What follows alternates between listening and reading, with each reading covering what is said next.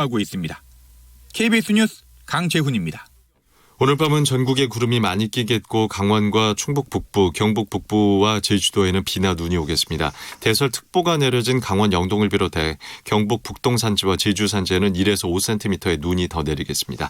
내일도 전국에 구름이 많이 낀 가운데 강원 영동과 경북 북부에는 새벽까지 비나 눈이 이어지겠고 경기 남부와 충남, 호남 지방에도 아침부터 낮 사이에 빗방울이 떨어지거나 눈이 조금 날리는 곳이 있겠습니다. KBS 제1라디오 저녁 종합뉴스, 지금까지 아나운서 김윤지, 이상훈이었습니다.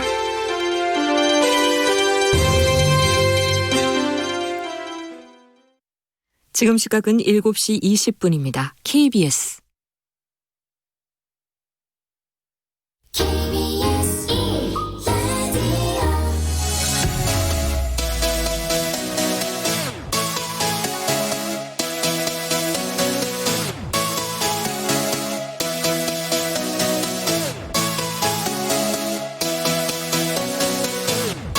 KBS 열린 토론.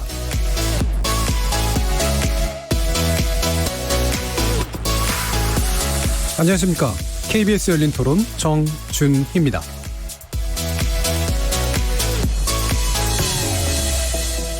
오늘 토론 주제는 신종 코로나 바이러스 확산 비상과 대책인데요. 다들 불안해하시는 것처럼 신종 코로나 바이러스 감염증이 급속하고 광범위하게 확산되면서 상당한 위기감을 낳고 있죠.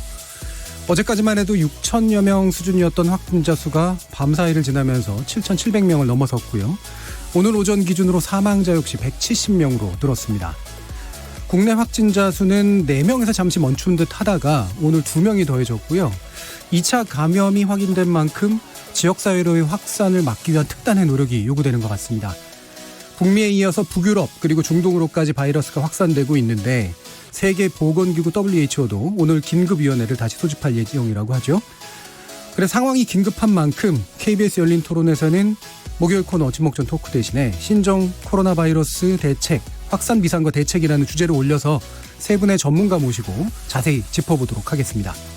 KBS 열린 토론은 여러분들이 주인공입니다. 문자로 참여하실 분은 샵 9730 누르시고 의견 남겨주십시오. 단문은 50원, 장문은 100원의 정보 이용료가 붙습니다. KBS 모바일 콩, 트위터 계정 KBS 오픈, 그리고 유튜브를 통해서도 무료로 참여하실 수 있습니다. 날카로운 의견과 뜨거운 참여 기다리겠습니다. KBS 열린 토론 지금부터 출발하겠습니다. 살아있습니다. 토론이 살아있습니다. 살아있는 토론, KBS 열린 토론. 토론은 라디오가 진짜입니다. 진짜 토론, KBS 열린 토론.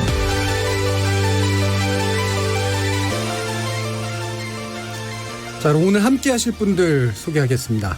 질병관리본부장을 지내셨고요. 또 지난 2015년 메르스 사태 당시에 한국과 세계보건기구 합동평가단 공동단장을 맡기도 하셨죠.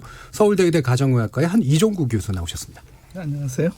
자, 그리고 한림대학교 강남성심병원 감염내과 이재갑 교수 나오셨습니다. 예, 안녕하세요. 자, 그리고 팩트체크 미디어 뉴스톱의 강양구 과학전문기자도 나오셨습니다. 네, 안녕하십니까. 강양구입니다. 자, 전반부에서는 이제 일단 지금 상황들을 좀 짚고 정부 대응들에 대해서 좀 이야기를 나눠볼 필요가 있을 것 같은데요. 일단은 뭐 이재갑 교수님께 오늘 상황 몇 가지 좀 이렇게 질문을 좀 드려보려고 합니다. 그러니까 현재 뭐 이슈가 여러 개 되고 있는데 일단 뭐 우한으로 전세기를 정부가 파견하기로 했다가 이게 또 돌연 취소됐다가 또 하나만 허용하겠다 뭐 이런 식의 막 복잡한 상황들이잖아요. 네. 일단 그 얘기 좀 부탁드릴까요?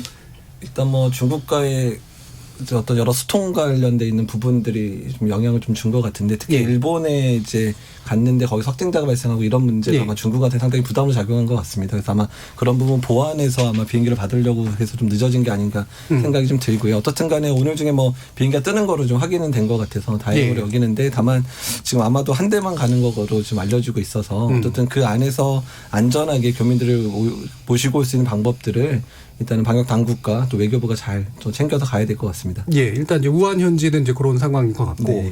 지금 관심이 이제 또 나오고 있는 게 네 번째 확진자 정도까지만 이제 이야기가 되다가 이 정도면 이제 좀 뭔가 통제가 되는 것 같다 이랬는데 두 분이 이제 새로 확진자가 나왔잖아요. 지금 이종규 교수님 그 이 두 사람의 어떤 그 특징이랄까요? 이게 어떤 의미가 있는 걸까요? 그 특징보다는요. 먼저 생각해야 될 게 예. 소스가 있는 거죠. 그렇죠? 중국서부터 들어왔던 사람에 의해서 옮겨졌다. 예. 그게 제일 중요한 팩트고요. 아직까지도 중국에서 들어오는 환자들에 의해서 감염이 일어나고 있다. 그 사람과 그리고 두 번째는 두 사람의 역학적 연결고리가 현재는 있다. 예. 그러면 찾아낼 수 있다. 이제 이 팩트는 두 개고요. 예. 만약에 연결고리가 끊어져서 못 찾는다. 그때는 이제 상당히 지역사회 감염이 확산되고 있고 우리가 못 찾는 환자가 있구나 이렇게 알 수가 있는데 현재로는 둘 간의 역학적 관계를 다 찾을 수 있기 때문에 예. 그래도 이제 대응 대책을 세울 수 있는 그런 상황이다. 이렇게 알 수가 있는데요. 더 중요한 거는 근데 우리는 지금 이제 외신이나 또는 뭐 단편적으로 뭐 논문에 실린 거 가지고 중국 상황을 파악을 하고 있는데 현지를 파악할 수 있는 사람이 가서 예. 직접 당사자들의 돌아가는 상황을 보면서 우리 정부의 핵심 정책을 수행하는 사람과 이렇게 연결이 되도록 현재 사람이 있어야지 신속하게 일어납니다.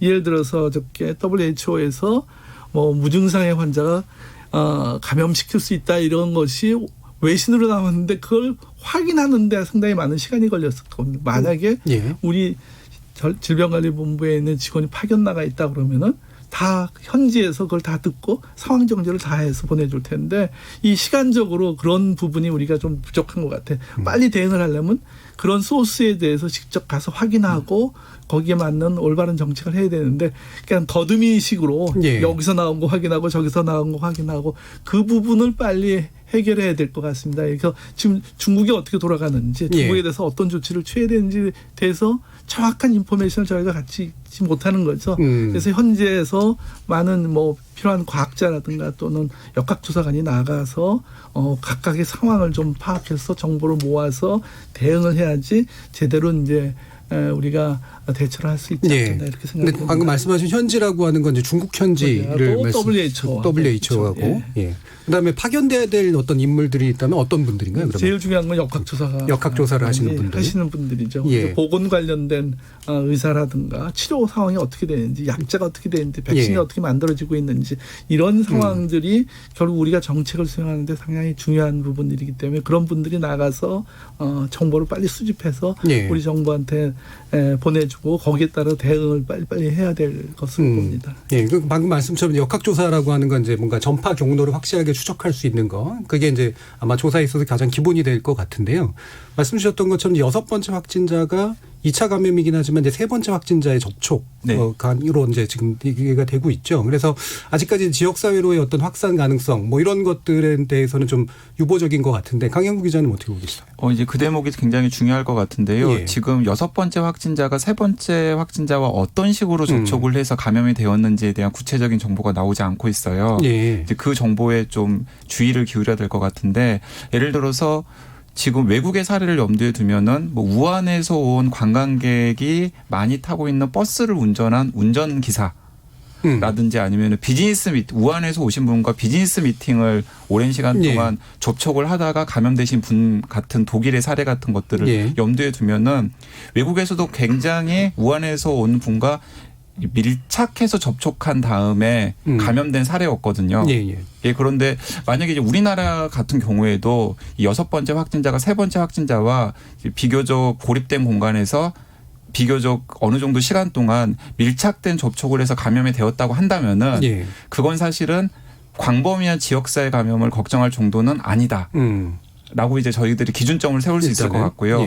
그런데 예를 들어서 구체적인 상황이 나왔는데 6번째 확진자가 좀 지금까지 상황과는 다르게 3번째 확진자와 이렇게 동선은 겹치긴 하지만은 그렇게 막 긴밀한 정도의 접촉이 아니었는데도 불구하고 감염이 되었다라고 한다면은 저희의 방역의 수준이라든가 이런 것들을 좀 조정해야 될 여지가 있는 거죠. 그래서 6번째 확진자가 어떤 식으로 접촉을 해서 감염이 되었는지를 지금 확인하는 게 가장 중요한 대목일 것 같습니다. 예, 이게 이제 밀접한 상태였었다면 너무나 당연하게 이제 그 안에 있는 건데 이게 정말로 어느 정도 거리가 있었는지를 잘 모르겠는 상태면 사실은 훨씬 더 광범위하게 퍼졌을 가능성 이런 것도 있을 수 있다는 말씀이신 거죠. 그렇죠. 그런데 그럼에도 불구하고 방금 이 교수님께서 정확하게 지적을 하셨듯이 이제 저희들이 해야 될 것은 무엇이냐면 그 6번째 확진자조차도 통제 안에 있었던 사람이라는 거죠. 네, 능동 감시 능동 감시자였기 때문에 그러니까 전혀 뭐 통제하지 않은 곳에서 솟아난 확진자가 아니라 통제 가능한 그 선 안에서 이제 나온 확진자이기 때문에 아직까지는 우리 방역 당국이 이제 상황을 컨트롤하고 있다라는 것은 저희들이 신뢰를 보내야 될 것 같습니다. 예, 일단 이제 감시 안에 있었던 분이기 때문에 이제 통제력은 일단 작동하고 있다고 보긴 하는데 현재까지 알려진 거로는 아주 밀접한 접촉자는 아닌 것 같다라는 정도의 내용이 나와 있는 거로 봐서 또 말씀하신 약간 위험성 이런 거에 좀 경계할 필요가 좀 있는 것 같습니다. 그러니까 바이러스가 전파되는 게 이제 접촉에 의해서 뭐 손이나 뭐 또는 이런 접촉에 의한 부분이 있고 두 번째는 이제 침이 튀기거나 이제 기침에 의해서 튀어나온 그런 것에 의해서 이걸 포마이트라는 말을 쓰거든요. 그런 비말 같은 거로 옮겨지는데 이제 그 두 간의 차이가 상당히 많은 건데 비말이냐 그렇지 않으면 접촉이냐. 그거는 아마 지금 역학조사가 진행되기 때문에 정확하게 이제 뭐 며칠 후에는 뭐 하루 이틀 안에 다 알게 될 건데 거기에 따라서 우리가 대응을 어떻게 해야 될지가 이제 수준이 결정될 것 같은데 그럼에도 불구하고 제가 계속 말씀드리는 거는 소스는 일단은 다 바깥에 들어온 건데 그 소스가 상당히 많이 차단됐기 때문에 대량의 환자가 들어와서 대량으로 이렇게 그런 상황이 벌어질 것 같지는 않다. 아직까지는. 그러면 이재욱 교수님이 보시기에 그럼 어쨌든 우리가 과거 사례로부터 이제 경험을 좀 얻어야 될 것 같은데 지금 확산의 어떤 양상이랄까요? 여기서 좀 특이한 점 같은 게 좀 보이시나요? 일단은 뭐 특이하다기보다는 현재 그러니까 메르스 때 상황에 비해서는 유입 환자에 대한 관리가 아주 잘 되고 있다는 부분들이 그러니까 어떻든 4명까지 유입된 환자이고 5번째 유입된 환자였고 6번째도 그나마 3번 환자에서 확인된 유입된 환자와 연관된 부분이니까 어쨌든 이런 확인 과정들이 크게 미스가 없이 잘 진행되고 있다는 부분들이고 어떤 진단이라든지 이런 부분들에 있어서도 확진자의 진단과 같은 부분들도 신종 바이러스임에도 불구하고 아주 세팅이 빨리 돼가지고 좀 빨리 진행되고 있다는 측면들에 있어서 아주 긍정적인 부분들이 보입니다. 그래서 다만 이제 조금 다른 국면들은 중국의 상황이 아주 빠르게 환자도 아주 빨리 증가되는 측면들이 있는데 다만 중국이 이제 뭐 외국의 출국이라든지 또 우한과 후베이에서 벗어나는 거를 최대한 막고 있는 상황이라서 아까 이제 우리 교수님 얘기하신 대로 일단은 국내에 들어오는 환자 수가 그래도 처음 상황에 비해서는 좀 줄어들고 있는 측면들이 우리나라에서 방역하기에는 조금 그나마 나을게 작용하는 게 아닌가 이런 부분들을 좀 긍정적인 부분들은 좀 그렇게 이해를 하고 있습니다. 일단 환자 유입 부분에 있어서 이제 상당 부분 그래도 통제가 좀 이루어지고 있고 그다음에 역학조사도 좀 진행되고 있고 근데 다만 이제 중국발의 어떤 위험도가 얼마나 커지느냐 이 부분 이제 이후에 변수가 되겠네요. 이종 교수님이 그 메르스 사태 때하고 또 비교를 해보신 막 구체적인 어떤 느낌이 있으실 것 같은데. 상당히 다른 점은요. 메르스는 병원 감염이었고 그다음에 해외 유입은 같지만은 다 놓쳤어요. 의사들도 놓치고 환자들도 모르고 다 그 교훈이 결국은 지금은 이제 환자들 자발적으로 신고하고 좀 이상하다고 하고 상당히 많이 이제 우리 국민들이 협조가 얼라이언스 이제 그렇게 얼러트해졌다는 거죠. 경계심이 많이 올라가 있기 때문에 협조도 잘 일어나고 이게 사실 큰 팩터인 것 같고요. 그 다음에 이제 환자를 보는 의료진도 의심하게 되고 그동안에 뭐 예를 들어서 환자에 대한 해외 유입 갔다 온 그런 거 경로 또는 뭐 이런 것들이 잘 파악할 수 있는 시스템을 하다 보니까는 그런 부분들이 어떻게 초기에 우리 강 기자님이 말씀하신 대로 이제 잘 추적이 돼서 정리가 됐는데 가장 중요한 게 결국은 환자들이 이제 발생했을 경우에 내가 가능성이 있다. 그걸 사전에 예방 조치를 하고 남한테 옮길 수 있다. 그런 거를 가지고 기침 예절이라든가 손을 잘 씻고 옮기지 않고 남한테 옮기지 않은 그러니까 결국은 의심되면 어디 나가지 말고 이제 보건당국에 전화를 걸어서 내가 이런 상황인데 어떻게 쓰면 좋겠나 그런 상담을 하고 그런 부분들이 초기에는 상당히 중요한 이제 요소가 아닐까 생각합니다. 일단 이제 자기가 위험 증상이 있는지 아닌지 알리고 그다음에 이제 자기가 안 걸리려고 노력하는 것도 중요하지만 안 옮기려고 노력하는 자세 이제 이런 것들이 이제 메르스 사태 이후로 어느 정도는 자리를 좀 잡아가고 있는 것 같다라는 생각은 드는데요. 아까 이제 그 이재욱 교수님이 잠시 언급해 주셨지만 이제 우한 현지 문제 이 부분 이제 다시 좀 얘기가 좀 돼야 될 것 같은데 논란이 굉장히 많았잖아요. 그러니까 특히나 지금 이 지역에서 진천이나 이런 아산 쪽에서는 상당한 반발이 있는 상태고 현재 조치 어떻게 좀 봐야 될까요, 강 기자님?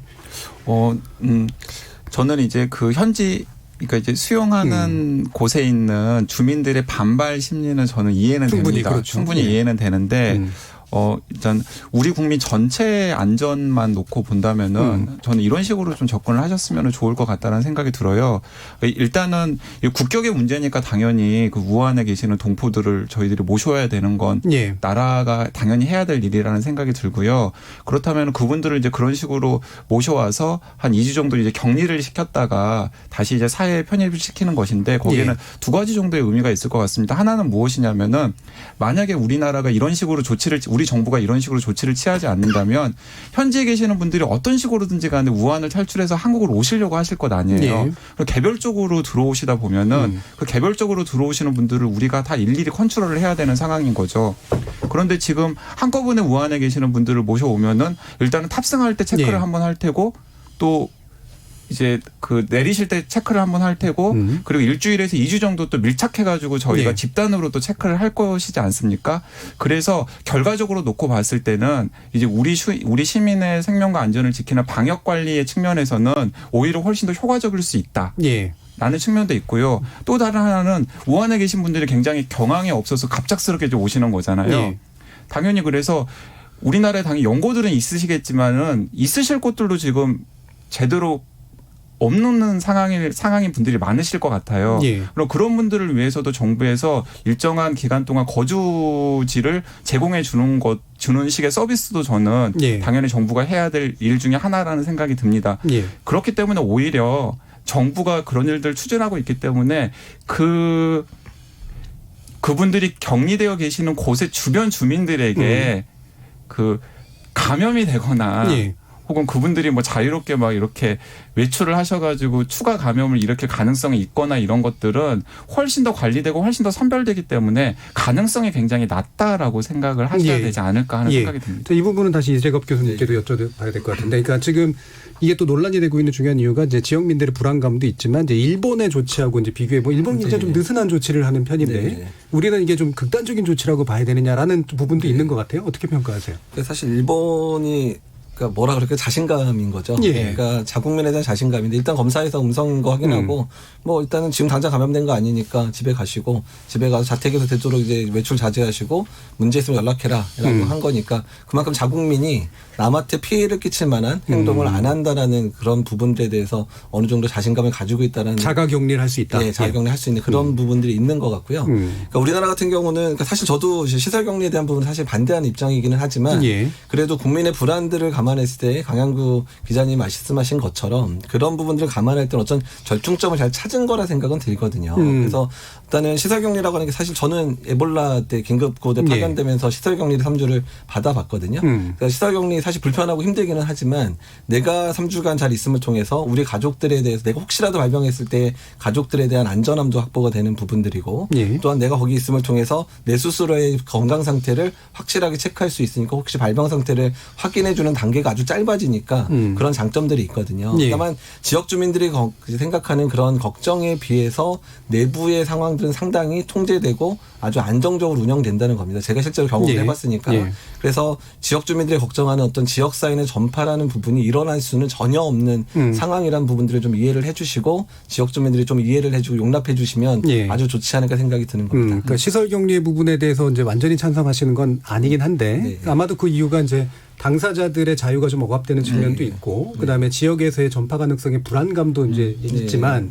두 가지 측면도 또 장점이 또 반대로 또 있기 때문에 그래서 어느 정도는 찬성하실 수 있다라는 그런 말씀을 이해되고요. 그 우한 동포 소식을 제가 여기서 잠깐 말씀을 드리면은 어제 굉장히 고생을 많이 하시고 절박하신 상황인 것 같더라고요. 이제 제가 이제 방송 전에 이제 바로 전해 들은 이야기인데 공항 직결지로 이동을 해야 되잖아요. 이동 수단이 없다고 합니다. 우한시에. 그래서 트렁크를 끌고 걸어서 이동하시고 계시는 분들이 있다고 해요. 그러니까 이제 그 정도로 지금 절박하고 어려운 상황에서 고국으로 돌아오시려고 하시는 것이기 때문에 우리 국민들이 그런 부분들은 조금 이해를 감안해야 되지 않을까 하는 생각이 듭니다. 예. 현재는 예를 들어서 치료약도 없다. 백신도 없다. 과거서부터 해왔던 전통적인 방법은 격리뿐이 없거든요. 그걸 검역이라 그러는데 잠복기 2배를 지켜봐서 괜찮으면 푸는 거. 그것은 아주 몇백 년 된 그 전통적인 방법인데 현재는 그 방법뿐이 없는 거죠. 예. 사실은. 그렇기 때문에 국민들께서 이해를 좀 해주셔야 되는 것 같아요. 만약에 내 가족이 감염되고 그러면 그다음 어떻게 할 거냐? 주위에 있는 사람이 감염되면 어떻게 할 것이냐? 이제 그런 것에 앞서서 전체 우리나라 질병관리하는데 이 방법뿐이 없으니 예. 또 이 방법을 따라 주십시오 하는 어떤 호소를 이제 받아들이셔야 되는데 아마 아까 일본하고 다르다 하는데 아마 일본의 국민성이 우리나라하고 다른 점이 이제 그런 거죠. 예. 정부의 조치를 많이 믿고 신뢰하고 그러는데 우리는 잘 안 믿고 하는 대로 안 하려고 그러고 이제 그런 건데 이제는 그런 시대가 아니었기 때문에 예. 정보를 다 공개하지 않습니까? 그래서 위험성이 없다는 거 다 말씀드렸기 때문에 이렇게 따라주시는 것이 현재는 사람을 구할 수 있는 유일한 방법이다. 예. 이렇게 이해를 해주셔야 될 것 그럼 같습니다. 이제 지역도 그 지역 선정에 있어서는 불가피한 어떤 충분한 이유가 있다 이렇게 늘 보시나요? 네. 아무래도 이게 공무원 시설이고 그러니까 이제 네. 했을 텐데요. 사스 때도 똑같이 이제 그 공항 근처에다가 이제 저희가 그랬죠. 했었죠. 예. 그다음에 인프루엔자 때도 또 이제 어느 인천의 어떤 이제 우리 공무원 교육원 같은 거 빌려서 했는데 결국 집단 시설을 해놓을 수 있는 부분들이 그동안에 아무리 뭐 그러니까 경제성도 따져야 되는 부분들이 있었거든요. 몇 년에 하나씩 생기는데 뭐 수백억짜리 건물을 질 수도 없고 예. 그러니까는 현재 있는 시설을 이용할 수뿐이 없습니다. 그런데 이제 그런 부분들이 국가에서 쓰고자 할 때 이런 이제 지역사회의 어떤 님비 현상과 같이 맞물려 가지고 참 어려운 뭐 측면이 생기는데 정부는 뭐 설득하고 그 과정을 투명하게 밝히는 것이 제일 중요할 거라고 합니다. 갑자기 의사 결정을 하면은 예. 사실 국민들이 그걸 못 받아들이지 않습니까? 그래서 그렇죠. 강제하고 예. 그냥 희생양 삼는 것 같은 느낌이 그래서 드니까요. 그런 걸 예. 이럴 수뿐이 없다. 근데 지금 상황에서 가장 좋은 시설들이 근처에 있는 것은 이것뿐이 없으니까는 이걸 해야 되는데 지역 주민들이 협조를 구하고 뭐 이런 자세가 조금 필요하지 않겠나. 그게 좀 아쉬운 점이었던 것 같아요. 어저께 예. 뭐 상당히 그런 소란스러운 거를 TV에서 보면서 정부가 조금 더 신경을 써서 설득하고 이런 모습을 보였으면 과연 이런 일이 있었을까. 예. 그런 아쉬움이 좀 있더라고요. 예. 그 대목에서 한 가지 예, 강영호 이제 기자님. 꼭 언급을 해야 될 사항이 이제 처음에는 천안이 얘기됐지 않습니까? 예. 그러다가 갑자기 이제 아산 진천으로 이제 예. 옮겨지면서 아산 진천 주민들은 왜 천안은 안 된다고 해서 안 가면서 우리 지역으로 오느냐라는 불필요한 오해를 사게끔 한 조치였다고 생각합니다. 제가 무시받는 생각하기에는. 느낌 들죠. 네. 그래서 그런 일들은 앞으로는 없어야 될 것 같아요. 네. 알겠습니다. 예. 저는 조금 이제 이 부분은 이제 좀 아쉬운 그- 부분이 사실 있는데, 그러니까 저도 이제 신문 기자 보고 알았는데 이제 이제 신문사가 이제 단독이라고 하면서 천안이 됐다라고 그거를 이제 확실하게 결정이 안 된 부분이었던 것 예, 같은데 그렇죠. 그걸 예. 이제 발표를 했었고 사실 심지어는 그 기자가 그 이후에 내가 그렇게 터트려 봤는데 어떻게 변하는지 보겠다라고 팔로우 기사까지 내는 걸 봤어요. 예. 그래서 정부가 정말 무능하다 뭐 이런 식으로 이제 기사를 쓴 걸 봤는데 일단 그런 정보 자체가 설익은 정보들이고 확실하게 확인되지 않은 정보를 단독이라는 의미로 해서 그걸 터트리고 또 그것들로 해서 혼란스러운 것들을 거의 즐기는 듯한 기자를 예. 쓴 거면 상당히 좀 분노했었거든요. 옐로이즘이죠. 네, 전통적으로 네. 그래서 언론의 책임도 상당하다는 부분들을 느끼는 부분이었거든요. 예. 그리고 참 그 기자분의 사실은 의도는 이게 뭐 좋게 말하면 알 권리인데 네. 사실은 단독 욕심이고 네. 그다음에 자신의 옳음을 증명하기 위한 어떤 보도 뭐 이런 쪽으로 간 측면들이 있는 것 같아요. 맞습니다. 그러니까 예. 단독 욕심이기도 하고 그리고 저도 이번에 다 제대로 역할을 메르스 때와 비교했을 때는 조금씩 업그레이드가 된 것 같은데 부끄럽습니다만은 제일 업그레이드가 안 된 게 언론 보도인 것 같아요. 예. 예. 네, 그래서 이제 같은 직종에 몸담고 있는 사람으로서 굉장히 이제 부끄럽기도 하고 그 이재갑 교수님 언급하신 그 기사 보면서도 저도 좀 혀를 굉장히 많이 찼었는데 지금 언론이 사실 굉장히 중요한 역할을 해야 되거든요. 그렇죠. 예. 이런 상황에서. 그런데 언론이 뭐 반성을 해보면 뭔가 국민들의 혼란을 좀 수습하고 정확한 정보를 전달하고 예. 가능하면은 국민 시민들이 직접 이 방역의 한 구성원이 되어가지고 정부와 같이 동참하는데 기여하는 방식으로 언론 보도를 하는 것이 아니라 혼란을 부추기고 갈등을 부추기고 심지어는 이게 좀 사태가 좀 커져가지고 예. 뭐 이런 느낌이 들 정도로 정치적 이득을 얻거나. 정치적 이득을 얻거나 예. 그래서 그런 것은 이제 같은 직종에 종사하는 기자로서 굉장히 부끄럽기도 하고 이제 그런 것에 대해서는 시민들이 좀 기억을 해 주셔야 될 것 같아요. 예. 이런 상황에서 그런 보도를 했던 그렇죠. 언론사나 기자들에 대해서는. 네. 그러니까 우리 공동체 이제 이런 것이 얼마나 큰 문제로 더 큰 문제를 만들 수 있는가에 대해서 기자 스스로도 필요하고 받아들이시는 분들도 이제 굉장히 교훈 있게 받아들여야 될 것 같습니다. 지금 그럼 또 몇 가지 상황들 한번 확인해 보려고 하는데요.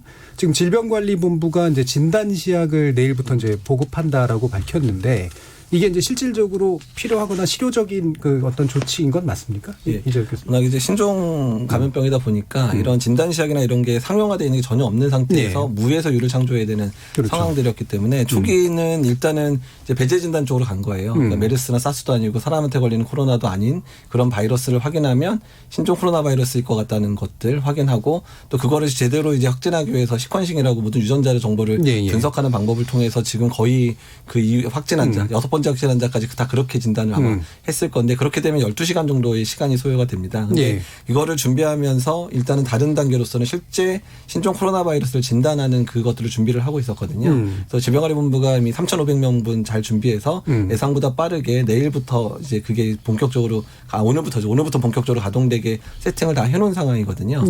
게다가 또 더 한 단계까지 높여서 지금 현재 아까 말씀드렸지만 지역사회 내 감염을 이제 확인할 수 있는 여러 감시 체계를 구성하려면 진단이 좀 빨리 돼야 되고 시약에 여유가 있어야 되거든요. 조금만 의심되는 환자는 다 검사를 해야 되는 단계까지 하려면 어떤 회사들이 그것들을 대규모로 이제 생산을 해줘야 되는데 이미 회사들이 준비를 할 수 있도록 신속 승인 방법들을 동원해서 다음 주면 회사들이 이제 대량 생산할 수 있는 기반까지 만들어서 아마 전 세계에서 제일 빠른 형태가 아닐까 생각되는데 질병관리본부가 이런 부분에 있어서는 상당히 예전보다는 훨씬 기민하게 그리고 아주 체계적으로 잘 움직인 것 같고 특히 자기네만 할 수 없으니까 뭐 진단검사학회 같은 여러 학회들의 협조를 얻어서 아주 그 다학제가 또 다 관련돼 있는 곳들과 아주 협력을 잘해서 잘하고 있는 것으로 보입니다. 예. 전담 질병관리본부에 실제로 계셨었잖아요. 이제 저도 그런 준비죠. 그런 상황에 대비해서 준비를 해야 되는데 전혀 새로운 질환이 생기면은 이제 준비가 헛수고가 되지 않습니까? 그래서 비축 물자를 해놓고 진단시약을 준비했는데 이 다른 환자 생겼어요. 그럴 경우에 이제 신속하게 하기 위해서 이제 예산도 마련해야 되고 그다음에 거기에 대한 제도적인 측면에서 아까 업체를 지정하고 이런 복잡한 절차들이 이제 이번에 보니까 빠른 시일 안에 해결된 것 같아서 한편으로는 많이 발전했구나 이런 생각이 듭니다. 그런데 이런 일들이 계속 벌어지기 때문에 사실 이 바이러스를 더 이제 빨리 분리해서 아까 PCR 방법으로 해서 유전체를 통해서 이제 확인했지만은 더 좋은 거는 이제 이거 빨리 분리해서 배대 개양을 시켜서 이걸 가지고 이제 진단을 더 줄일 수 있는 또 시약을 만들어내는데 그런 것까지 하려면은 사실은 우리나라가 지금 전염병 관리에 있어서의 한 단계 더 깊이 생각해야 됩니다. 진단과 치료 부분은 지금 생각을 안 하고 있는데요. 환자가 더 늘어나고 자체적으로 중환자가 생기면 진단과 치료가 상당히 중요해지거든요. 그 당시에는. 그럼 거기에 관련돼서 의료계가 다 준비되어 있느냐, 훈련이 되어 있느냐, 치료약진이 있느냐 그런 데까지 좀 더 나가야 되는 부분이고 그러려면은 아무래도 이제 이런 그 과학이나 사이언스 부분에서 같이 뭐 이런 거를 연구하고 리서치가 같이 따라가야지 되는 거죠. 의료뿐만이 아니라. 방역은 사실은 어떻게 보면 사람만 동원하면 되는데 이 사이언스는 시간이 무지만이 걸립니다. 과학적 그리고 아까 생산해내는데 백신 하나 생산하는데 10년 걸릴 수가 있거든요. 그렇죠.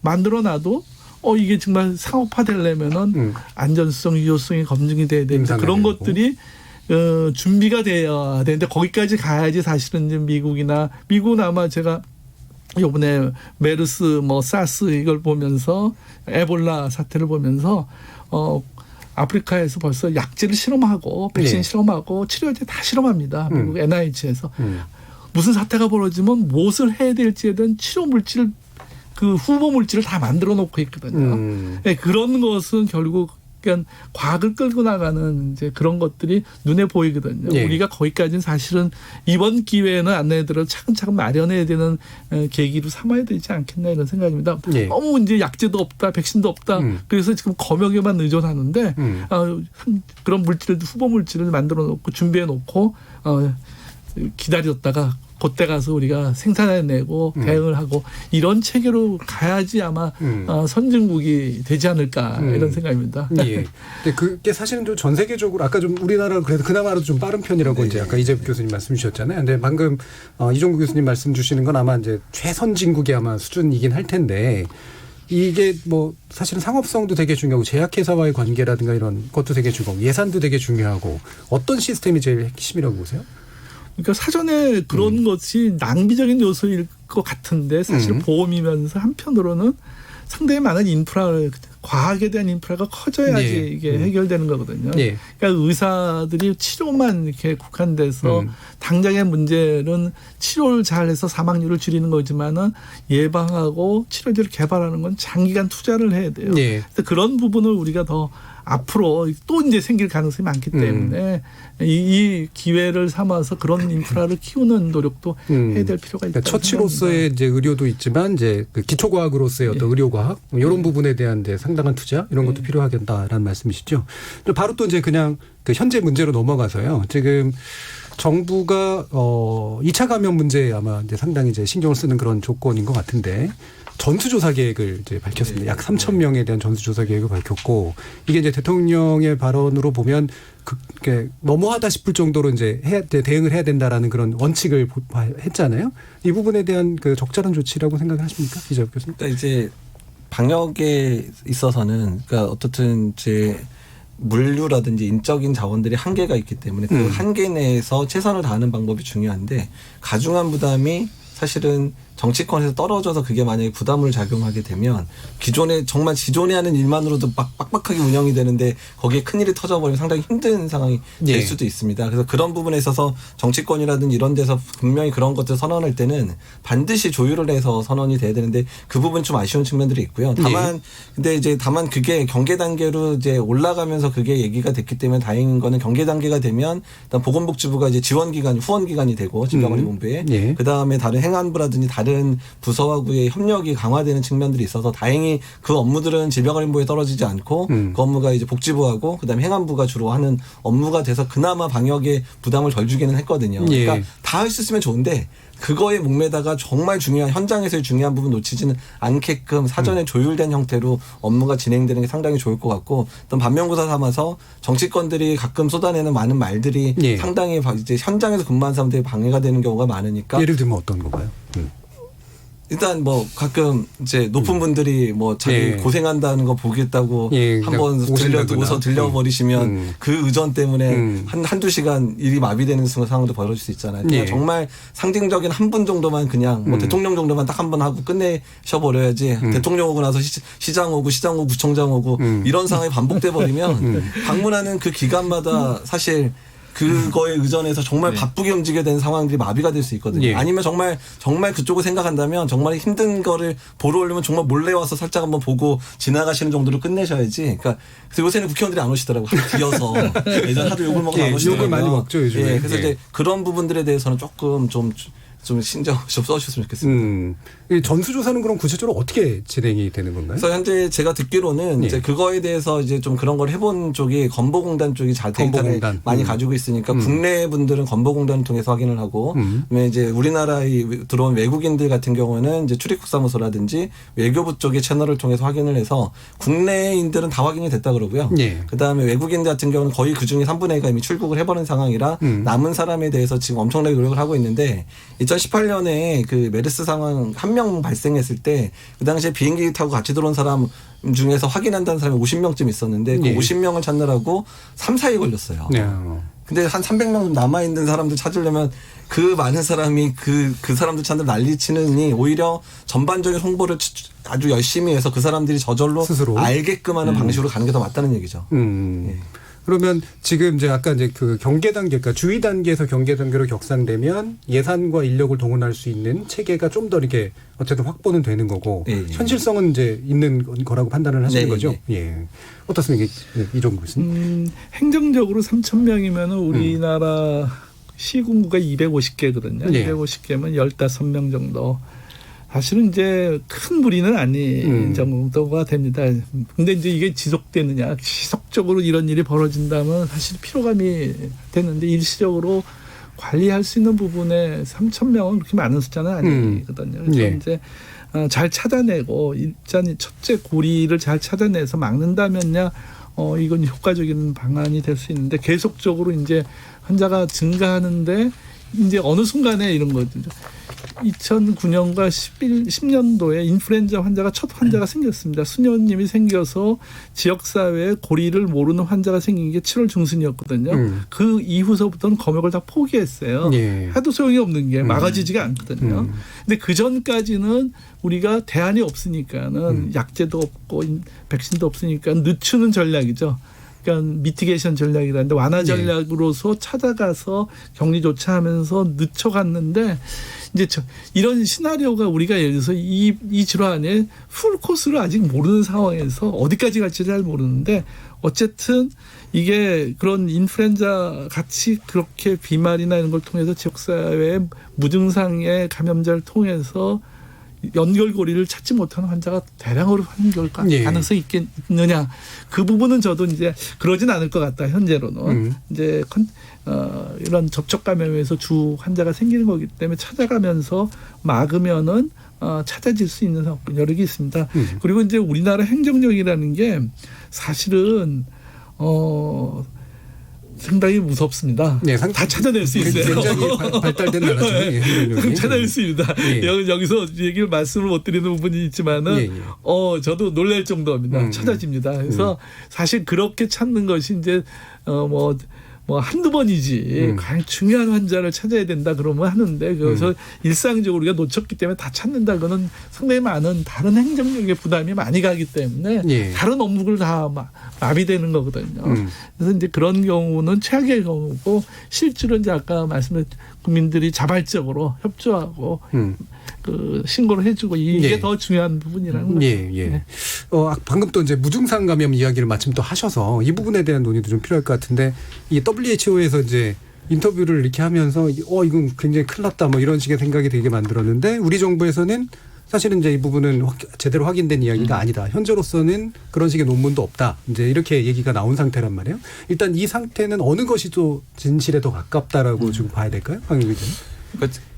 제가 보도를 보면서 제일 답답한 이제 보도 중에 하나가 그 무증상 감염이 굉장히 중요한 이슈라도 되느냐.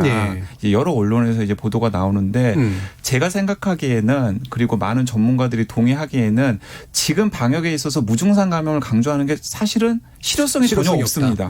왜 실효성이 전혀 없냐면 이제 두 가지 면에서 그런데 일단은 실제로 중국에서 간헐적으로 나오는 잠복기 감염 혹은 무증상 감염이라고 하는 것이 과학적으로 정확하게 어떤 의미를 지니고 있는지에 대해서 저희들이 알고 있는 게 굉장히 제한적이고 없어요, 사실. 네, 일단 그렇습니다. 그래서 진짜 무증상 감염인지 혹은 잠복기 감염인지 그리고 그것이 정확하게 과학적으로 어떤 의미를 가지고 있는지 또 이 바이러스를 막는데 어떤 실효성이 있는지에 대한 명확한 판단이 없는 상태에서 자꾸 무증상 감염, 잠복기 감염이 있을 수도 있으니까 대비해야 된다라는 식의 기사가 나오잖아요. 근데 그건 한편으로는 실효성도 없는 게 지금 우리 대한민국의 방역 체계는 이번 신종 코로나 바이러스의 경우에는 증상이 나타난 환자를 체크해가지고 그것을 중심으로 해서 지금 대응을 하는 것으로 짜여져 있고 실제로 지금까지 보면은 그 대응 방침이 맞습니다. 계속해서 지금 확진자들을 체크하고 있고 또 확진자들이 증상이 나타났을 때 동선을 파악해서 이번에 6번째 확진자도 잡아냈지 않습니까? 자, 그런데 예를 들어서 자꾸 무증상 감염이나 혹은 잠복기 감염에 대해서도 대응을 하라라고 하면은 한정된 곳에 써야 될 자원들을 무증상 감염이나 잠복기 감염이 있다라고 생각하고 그쪽에다가 투여를 하다 보면은 예를 들어서 오늘 발견한 6번째 확진자 같은 경우를 빨리 체크해내지 못할 수 있는 상황이 되는 거거든요. 그러니까 오히려 한정된 자원으로 중요하게 지금 긴박하게 방역을 해야 되는 상황에서 그런 이제 시그널들이 자꾸 언론을 통해서 보도가 되고 그걸 또 시민들이 불안하게 생기면은 진짜 필요한 것들을 막지 못하는 상황이 생길 수가 있다라는 거죠. 제가 복기를 해보면 메르스 때도 사실 이런 일들이 있었어요. 메르스 때도 메르스가 한참 유행이어가지고 막 긴박한 상황에서는 그 당시에는 상황이 긴박하고 앞뒤 관계를 잘 모르니까 이거 무증상 감염일 수도 있겠다 싶은 케이스들이 있었던 걸로 기억을 합니다. 근데 나중에 보니까 다 무증상 감염이 아니었고 증상이 없었을 때는 감염이 안 나온다라는 걸 거의 과학적으로 이제 확인이 되었거든요. 그래서 지금 간헐적으로 나오는 무증상 감염이나 잠복기 감염은 제가 보기에는 이번 사태가 정리가 된 다음에 예. 과학자들의 논문 주제거리지 지금 방역을 할 때 막 이렇게 중요한 팩트인 것처럼 언급돼야 될 내용이 전혀 아니다라고 저는 개인적으로 생각합니다. 과학적으로 확정할 수도 없는 문제를 가지고 쓸데없이 자원을 낭비하게 만들어서 실제 할 수 있는 걸 왜 못하게 만든다. 맞습니다. 이런 말씀이시잖아요. 예, 이종규 교수님 지금 WHO 이 얘기는 왜 어떤 정도 수준인가요? 아까 말씀드렸듯이 이제 얘기하다가 뭐 이런 가능성 저런 가능성 얘기했는데 이걸 어떻게 언론이 썼는지를 저희들도 잘 모르니까는 뭐 그 확인하는데 반나절 이상씩 걸렸겠죠. 네, 그렇죠. 아까 말씀드린 현지에 가서 우리 직원이 파견 나가 있다면 금방 알아듣고 문제를 해결했을 텐데. 예. 근데 이제 무증상 감염이라는 게 이제 이게 지금 이제 이 질환이 지금 이제 환자를 재생산하는 이제 숫자가 지금 뭐 1.4서부터 2.5 최근에 뭐 2.2까지 뭐 얘기하시는 분이 있는데 이런 경우는 이제 이렇게 저항력이 면역력이 거의 없는 상황에서 이런 이제 바이러스가 들어오면은 이론대로 하자면은 한 사람이 2.2명을 만드는 거거든요. 예. 그러면 뭐 이루만 따져도 10번이 지나가면 네. 2의 10승이 되고 1024명이 되는 거죠. 근데 이렇게 번져나갈 수 있는 질환이냐 아직은 모른다는 거거든요. 모르는데 어쨌든 이게 비말 감염이나 드롭리티에서 주가 아니고 컨택트가 주라면은 이렇게 번져나갈 가능성은 적다는 거죠.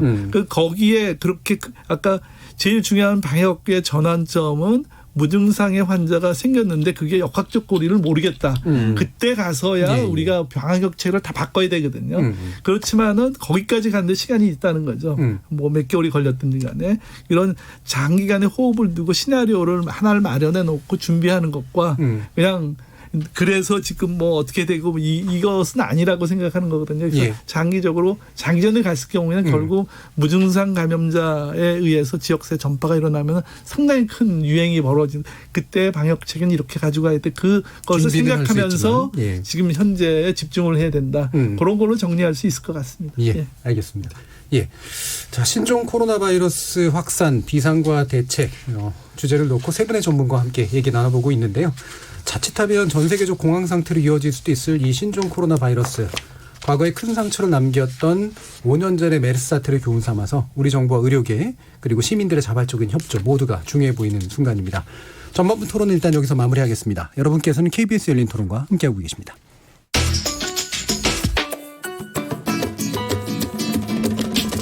묻는다, 듣는다, 통한다. KBS 열린 토론. 듣고 계신 청취자 여러분 감사드립니다. 들으면서 답답한 부분은 없으신가요? 궁금한 점은요? 그렇다면 함께 토론에 참여하시죠. 유료 문자 샵 9730을 이용하시면 됩니다. 단문은 50원, 장문은 100원의 정보 이용료가 있습니다. 스마트폰 어플리케이션 KBS 모바일 콩을 통해서도 무료로 참여하실 수 있습니다. KBS 열린 토론은 언제나 열려 있습니다. 듣고 계신 KBS 열린 토론은 매일 밤 1시에 재방송됩니다. 자, 그럼 지금부터 청취자들이 보내주신 의견 몇 가지 들어보고 가겠습니다. 정의진 문자캐스터. 네, 신종 코로나 바이러스 확산 비상과 대책이란 주제로 청취자 여러분이 보내주신 문자 소개해드리겠습니다. 유튜브로 의견 주신 K희 청취자분, 모든 의료진 분들께 감사드립니다. 힘내세요 보내주셨고요. 유튜브로 의견 주신 최고민 청취자분, 이재갑 교수님 힘드시겠지만 더 많은 곳에 나오셔서 더더더 많이 팩트 전해주세요. 건강관리 잘하시고요. 콩 아이디 커피타임님, 신종 코로나 바이러스 감염증 전혀 불안하지 않습니다. 우리 정부 지금 정말 잘 대응하고 있다고 봅니다. 유튜브로 의견 주신 포말하우트 청취자분, 신종 코로나 바이러스 감염증 정부가 이렇게 투명하게 관리하는데 왜 일부에선 불필요한 불안 조성을 하는 건지, 그분들은 진정으로 국민을 위한 것이 무엇인지를 다시 한번 생각해 보시기 바랍니다. 박목순 님도 의견 주셨습니다. 신종 코로나 바이러스 예방 행동 수칙 촘촘히 알려주세요. 유튜브로 의견 주신 버터컵 청취자분, 우한에서 오시는 분들도 마음이 많이 무겁고 불편할 텐데 우리가 좀 더 따뜻한 마음으로 맞았으면 좋겠네요. 누구에게나 닥칠 수 있는 일일 텐데 말이죠. 이번에 고생하신 의료진들과 공공기관 등의 공무원분들도 사태 진정 후에 특별 휴가와 보상이 주어지면 좋겠습니다.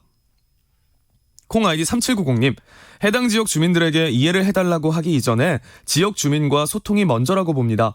주민들이 반발하면 권력으로 밀어붙이실 건가요? 정부도 각성하십시오. 콩 아이디 6192님, 타국에서 자신과 국가를 위해서 애국하던 동포들이 전염병을 피해서 고국으로 온다는데 격리시설 위치 문제 등으로 반대가 극심한 것을 보면서 씁쓸하네요. 그분들은 우리 동포이고 국민입니다. 만약 그분들 중에 본인의 가족이나 자녀가 있어도 그러실 수 있을까요? 한 번 더 생각해 봐주셨으면 싶네요.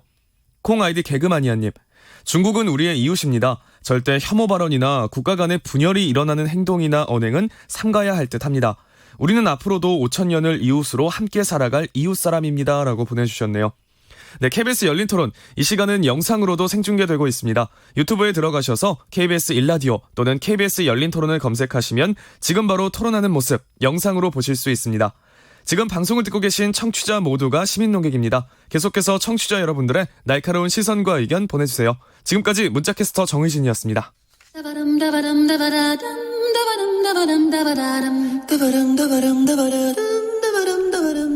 여러분은 지금 청취자와 함께 만들어가는 고품격 시사방송 KBS 열린 토론을 듣고 계십니다.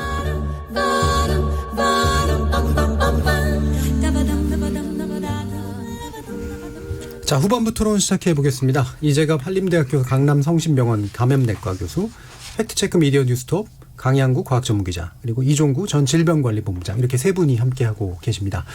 마침 우리 청취자분들 중에 이제 박목수님께서 이 예방수칙 좀 촘촘히 알려달라 이런 말씀을 주셨어요. 아무래도 이제 실질적으로 중요한 건 정부는 예방과 방역을 훨씬 노력하고 동시에 정확한 정보를 이제 알려주는 것이 이제 언론들의 또 역할일 것 같은데, 그래서 후반부는 이제 우리가 과연 부정확한 정보와 정확한 정보를 어떻게 나눌 것이냐, 이 부분에 아마 초점을 좀 맞추게 될 것 같습니다. 일단은 예방수칙 얘기가 나왔으니까 먼저 얘기부터 해보죠. 이재갑 교수님, 어떻게 하는 게 좋습니까? 일단 첫 번째는 정보의 습득입니다. 정보 습득. 예. 왜냐하면 국내 상황이 어떤지도 파악을 하셔야 되고, 또 국내에서 내가 위험 수준이 어느 수준인가를 이제 파악하셔야 되니까 정부 또는 이제 언론 또는 이제 전문가들이 얘기하는 얘기를 잘 들어주시는 게 좋을 것 같고요. 예. 그다음에 두 번째는 이제 본인을 이제 방어할 수 있는 부분들이죠. 일단 중국 전체가 상황이 안 좋기 때문에 중국 여행을 일단은 심각하게 일단 자제하시거나 또는 연기하시거나 이런 부분들 고려하셔야 될 것 같고, 또 세 번째는 일단은 지금 현재 막을 예방 백신이 없으니까 내가 안 걸리는 가장 중요한 부분, 내가 바이러스에 노출 안 되는 거잖아요. 일단 마스크 철저히, 또 마스크 사용 방법도 잘 익히셔야 되고, 마스크의 등급 KF80 또는 이제 황사 마스크 정도면 충분하니까 그 마스크 잘 착용해 주시고, 더 중요한 건 또 손위생이거든요. 손위생을 잘하는 것 자체가 정말로 이런 전파되는 감염병의 반 이상을 낮출 수 있는 부분이기 때문에 손위생 잘해 주면 좋겠는데,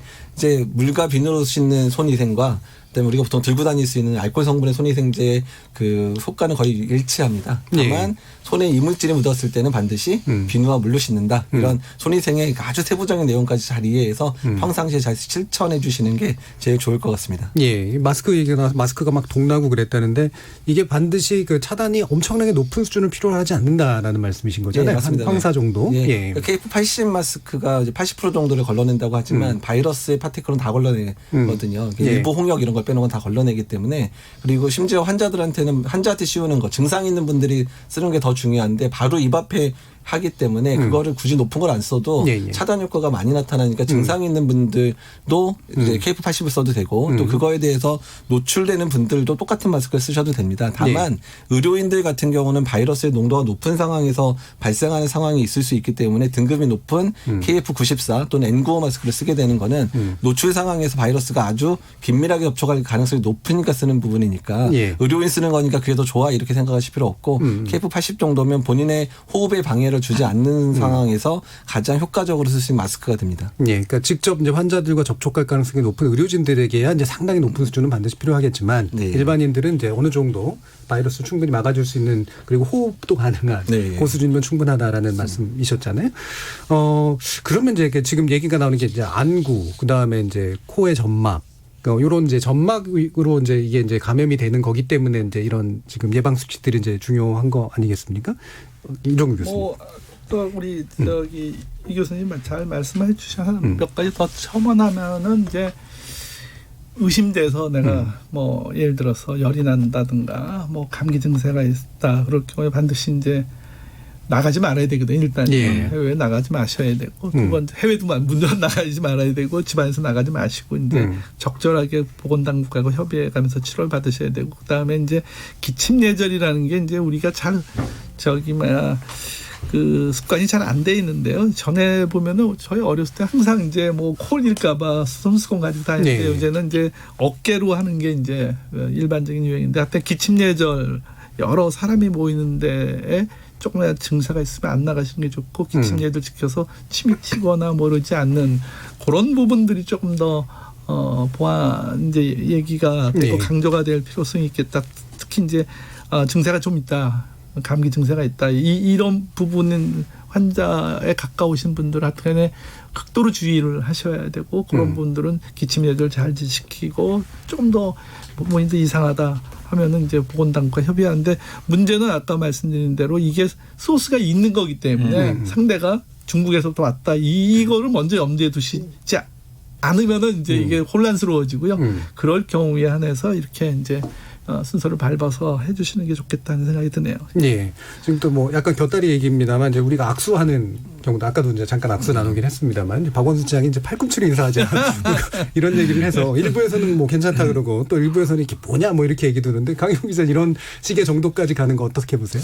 뭐 이런 상황에서는 악수는 가능하면 안 하는 게 좋을 것 같고요, 당연히. 그리고 뭐 굳이 팔꿈치로 할 것도 없이 그냥 살짝 그냥 목내 정도만 해도 충분히 뭐 서로 이해를 하지 않을까 하는 생각이 듭니다. 예. 그리고 덧붙여가지고 말씀을 드리면은 지금 또 예민한 포인트가 A형 독감이 굉장히 많이 유행을 하고 있잖아요. 또 겨울이라서 감기 환자도 많고 그래서 감기 환자들이나 혹은 A형 독감 증세가 있는 환자들이 병원에서 이 유행이 만약에 좀 더 진전이 된다 그러면은 이 신종 코로나 바이러스 환자들랑 섞였을 때 더 문제가 될 수 있는 상황이 되거든요. 예.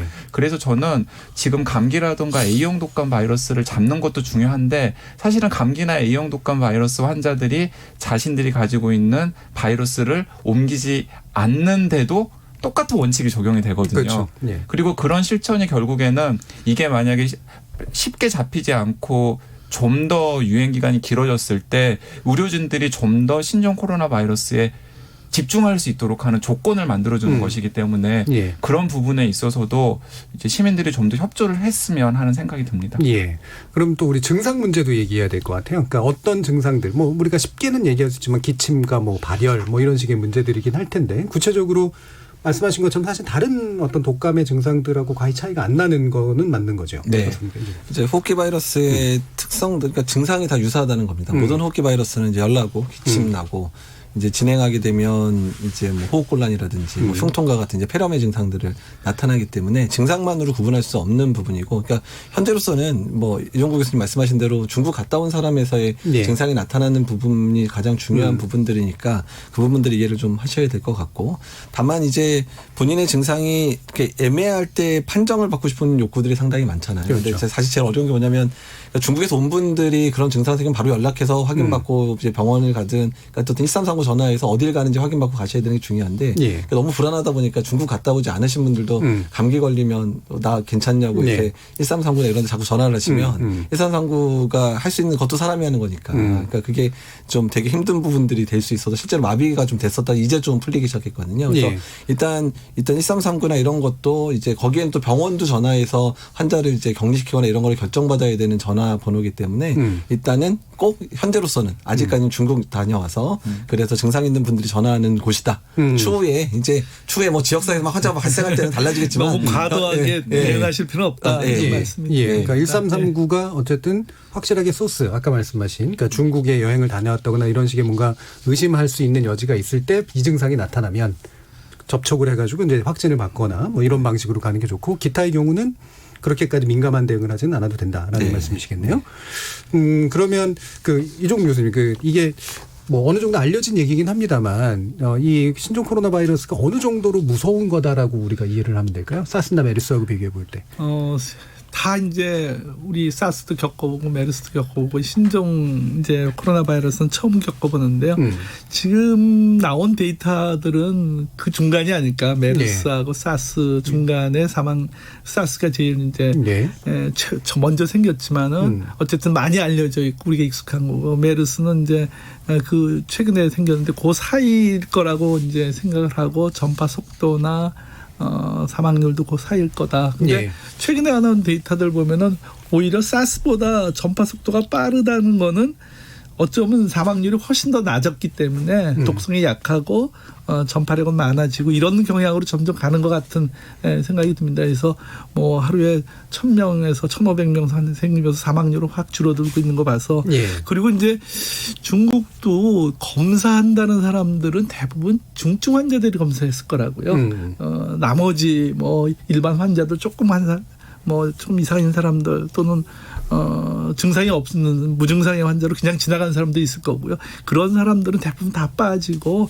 중증 환자만 가지고 이걸 통계를 냈을 가능성이 많기 때문에 오히려 더 높게 나왔을 가능성이 있지 않겠나 이런 생각이 들어서 어쨌든 뭐 이 우리가 아직 과학적으로 잘 모르는 부분이 많기 때문에 데이터가 쌓여야지 판단이 되는데 시간이 지나면서 우리도 환자 경험하게 되고 또 중국에서 나온 데이터를 보면서 정확한 대책들을 마련하지 않겠나 생각이 그러니까 치사율이나 감염률 차원에서 보면 우리 지금 경험했던 건 사스가 좀 더 심했고 그다음에 이제 메르스가 이제 범위 좀 더 약간 작은 편이었었고 한 중간쯤으로 일단은 파악된다는 거죠.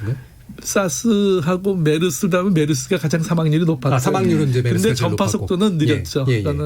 그거는 이제 그 병원 감염 위주로 돌아가고 중증 환자가 된 이유는 이제 원래 기저 질환이 있던 사람들 사망률이 높았고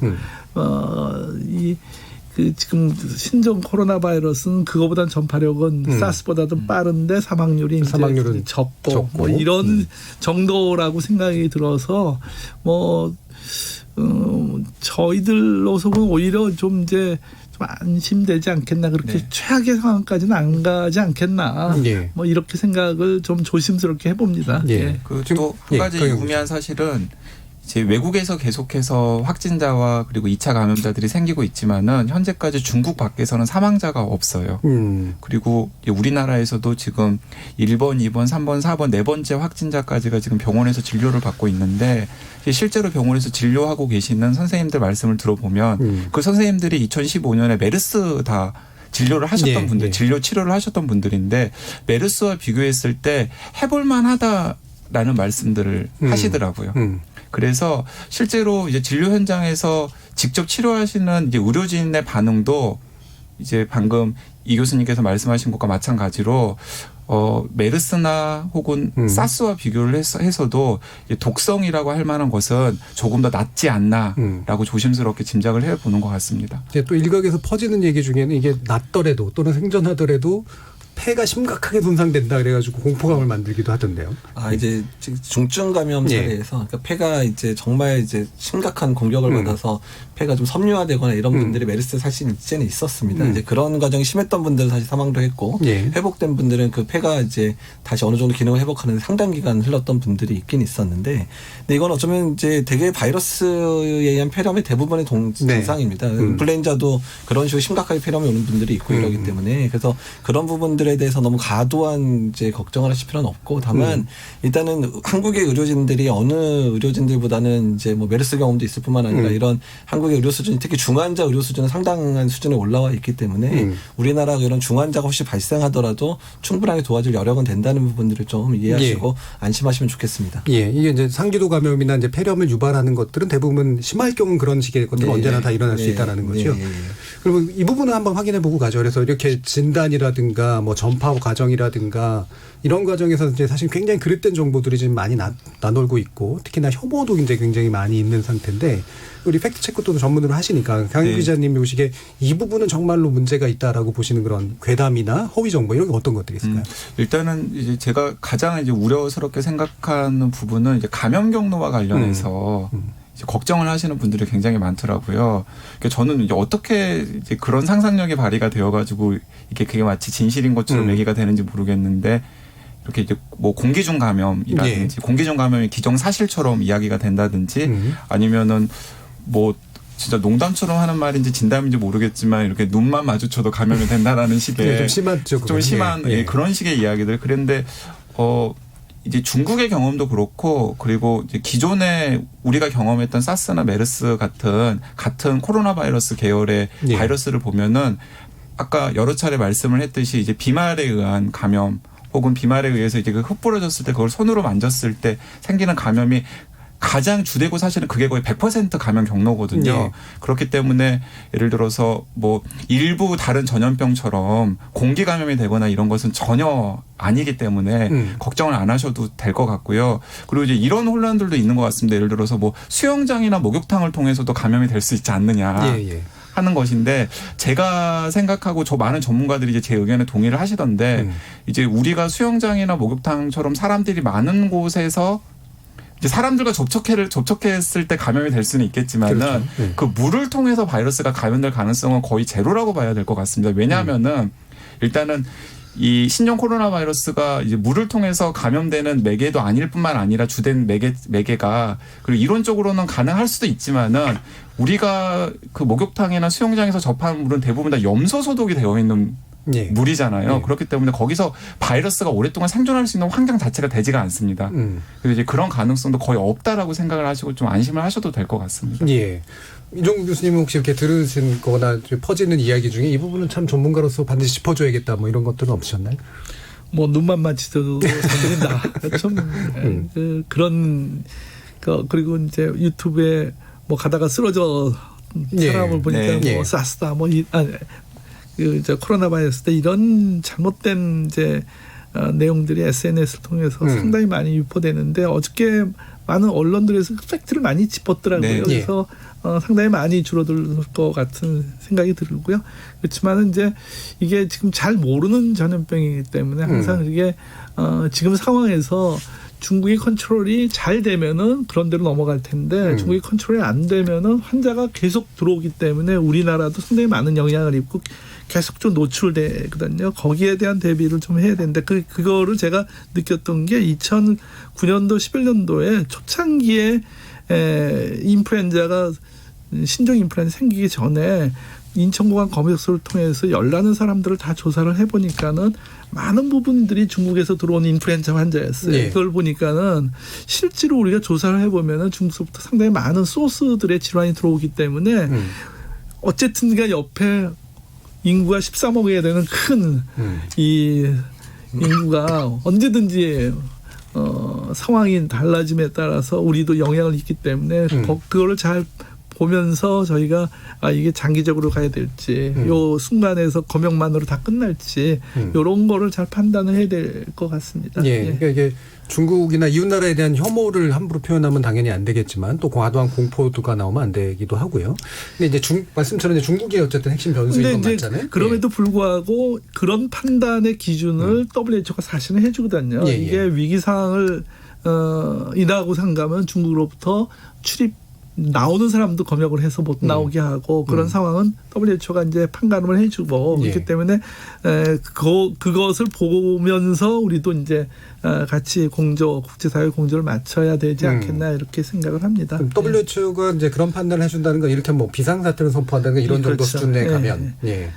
근데 이제 에볼라나 뭐 다른 질환과 달리 이 질환은 그런대로 그 의료 시설이 괜찮은 나라에서 지금 생긴 거거든요, 다들. 그러니까는 뭐 아프리카 지역에 생기는 에볼라처럼 통제가 안 되고 이런 상황은 아닐 거라고 봅니다. 의료 시설은 웬만큼 돼 있고 그 시설을 집중해서 관리하면은 환자 발생은 상당히 빠른 시간 안에 줄어들 가능성이 많은데 다만 이제 아까 말씀드린 대로 중국 상황이 잘 통제가 안 되는 상황이 벌어지면은 여전히 이제 몇만 명씩 우리나라에 들어오는데 거기를 통해서 전파가 될 가능성이 많은 것은 거기에 대비를 좀 시간을 주면서 우리가 시나리오를 만들어 놔야 되지 않겠나 생각을 합니다. 그래서 아까 처음부터도 그래서 전문가나 이제 현지 그러니까 인력이 현지에 제대로 파견이 돼서 이제 정보를 얻어야 된다라는 말씀을 계속 강조해 주셨던 것 같은데요.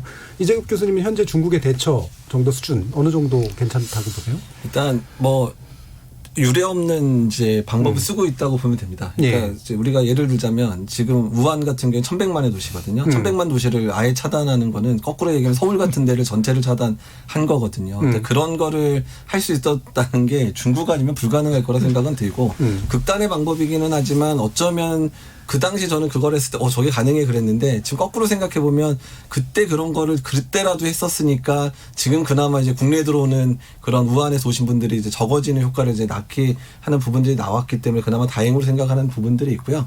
일단은 이제 효과 부분입니다. 그러니까 효과가 나타나야 사실은 그러니까 이제 뭐 백신도 없고 약도 없으니까 이거를 이제 비약물성 이제 조치라는 부분들로 이제 초기에는 컨트롤해야 되는데 이 방법이 효과가 정말 있다면 지금의 환자 발생 수준도 중요하지만 우한에서 환자 계속 발생할 거니까 환자 발생 수준도 중요하지만 그 차단을 통해서 주변의 다른 도시에서 환자 숫자가 만약에 많지 않고 지역사회 발생의 조짐이 크게 일어나지 않고 그냥 수그러든다면 이번 차단이 아주 효과적인 얘기를 들을 수도 있겠지만 만약에 이미 뭐 우리가 알고 있는 베이징, 뭐 상해 이런 데서 환자가 뭐 집단 발병해서 이제 우한처럼 천천히 이제 환자 발생이 늘어나는 상황들이 만약에 초래된다 그러면 그 조치 자체도 의미가 없거나 이미 정말 늦었구나 이런 상황이 될 수 있어서 앞으로 이제 1, 2주의 환자 발생 상황 특히 다른 지역에서의 환자 발생 상황이 중국의 방역 대책이 그래도 효과적이냐 아니냐를 판가름하는 그런 갈림길이 될 것 같습니다. 앞으로 또 이제 두고 봐야 또 알 수 있는 문제들이 확실히 좀 있는 것 같은데요.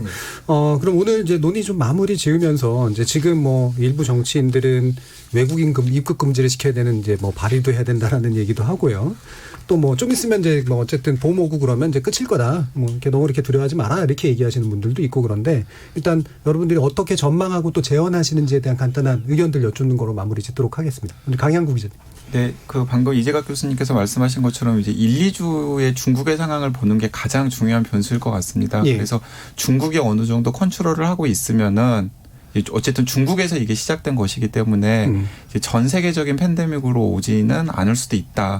그리고 이제 그 연장선상에서 이제 국내도 뭐 확진자라든가 2차 감염자들이 이제 앞으로 몇 차례도 있을 수는 있겠지만은 뭐 급격하게 환자가 늘어나는 이제 최악의 상황까지는 가지 않을 수 있다라는 게 이제 한 전망이라면은 만약에 이제 중국이 컨트롤이 안 된다 그러면은 그거는 이제 좀 문제가 되고 여러 가지 이제 걱정스러운 상황이 생기는 거죠. 그런데 이제 한 가지 그 제가 AEGC에서 살펴보는 것은 뭐냐면 이 중국 방역 당국의 톤이 약간 좀 바뀌었어요. 그래서 처음에는 굉장히 수세적이고 그리고 약간 뭔가 감추는 듯한 그런 톤이었습니다. 그런데 WHO와 이 협력이 시작이 되고 그리고 비교적 이제 최근에 한 3, 4일 정도의 톤은 우리가 컨트롤을 할 수 있을 수도 있다라는 시그널을 지금 국제사회에 계속 보내고 있고 또 그에 발맞춰 가지고 뭐 시진핑 주석도 뭐 전쟁을 선포를 했고 그리고 아니나 다를까 이제 뭐 어제 오늘 뭐 수백 명이 되는 그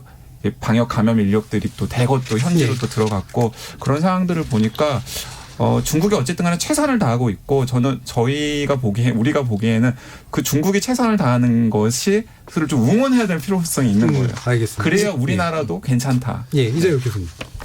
일단은 이제 현장에서 방역을 담당하고 있는 질병의료본부, 그다음에 일선 의료 기관들을 힘들게 하는 일이 절대 벌어지면 안 됩니다. 사실 오늘 어떤 일이 있었냐면 모 회사에서 중국 다녀온 그 직원한테 병원 아무 증상 없는데 병원 가서 너 괜찮다는 거 증명해오는 진단서 받아 이런 황당한 요구를 하는 회사들이 나오는데 이런 거 절대로 안 되거든요. 병원에 정말 지금 조그마한 폭발할 지경인데 어떻든 의료진들과 그다음에 방역 당국이 정말 우리나라를 안전하게 돌볼 수 있게 하는 최선을 다할 수 있게 국민들이 격려해 주시고 지켜주시는 게 제일 중요할 것 같습니다.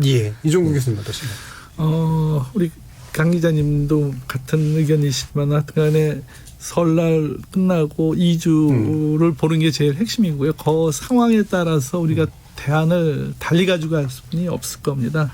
만약에 이제 예를 들어서 뭐 환자가 많이 번져서 들어오기 시작한다 그러면 이제 소스부터 차단하려면은 결국은 WHO 협력을 빌어야 되거든요. WHO가 아마 국제보건 위기 상황을 하고 출국 상황에서 다 검역을 하게 되고 뭐 이럴 상황이 되면은 환자를 많이 줄일 수가 있는데 그 정도가 될지 안 될지 그렇지만은 그럼에도 불구하고 최대하게 2주의 상황 속에서 장기전에 대비해서 준비를 좀 시나리오를 몇 가지 시나리오를 만들어서 대비를 해야 될 것 같고요. 예. 이게 매번 이런 일이 벌어지는 것은 결국 이제 우리가 대비 필요한 이제 예를 들어 이제 뭐 진단에 같은 진단제, 치료제, 백신 이런 부분에 대한 인프라가 없기 때문에 항상 불안감 때문에 과도하게 대응을 해야 되고 이런 부분들이 있거든요. 그래서 알겠습니다. 그런 것들을 준비를 많이 해야 될 필요성이 있을 알겠습니다. 것 같습니다. 오늘 신종 코로나 바이러스 문제로 세 분 전문가 함께 하셨는데요. 강양구 기자님, 이종구 전 본부장님, 그리고 이재갑 교수님 세 분 모두 수고하셨습니다. 감사합니다. 네, 감사합니다. 저는 내일 저녁 7시 20분에 다시 찾아뵙겠습니다. 지금까지 KBS 열린 토론 정준이었습니다.